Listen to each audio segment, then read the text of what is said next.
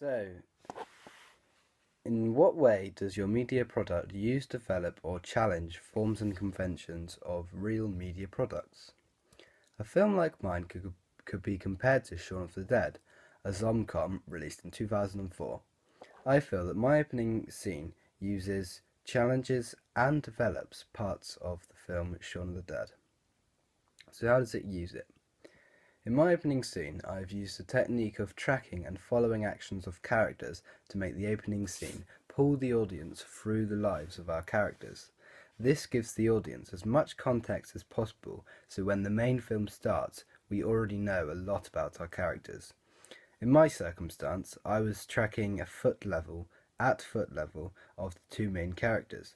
I tried to give away as much as I could about their personalities so the audience knew that my characters were like beforehand.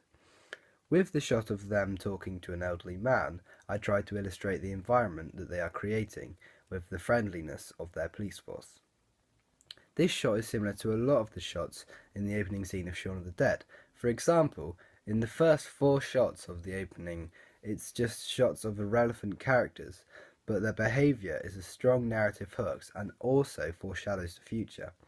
The opening of Shaun of the Dead shows various shots of the public, and they're all very emotionless, and they almost look like zombies with their facial expressions. This is similar to my opening scene with the fact that their setting and the opening scene shows their exterior environment.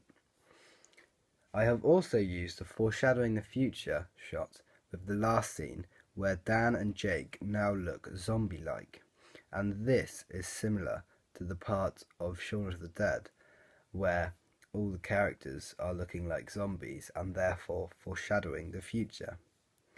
As well as the contents of the shot, I have also used the editing technique of multiple tracking shots from Shaun of the Dead. As I said before, I feel this is a good way to pull the audience through the environment, as you can have multiple settings in one sequence. I originally used wipes to make the tracks look continuous, but I had a couple of shots that weren't tracks, and so I took the wipes out in the adjustment stage. I have also used conventions from Anchorman's opening scene, where they use sound effects which link to the narrative. For example, they've used sound effects you'd expect to hear on a news show, so you know that the characters are anchormen. I have used this aspect of the opening by putting in sirens and police radio sound effects, so my audience know that the police officers are police officers.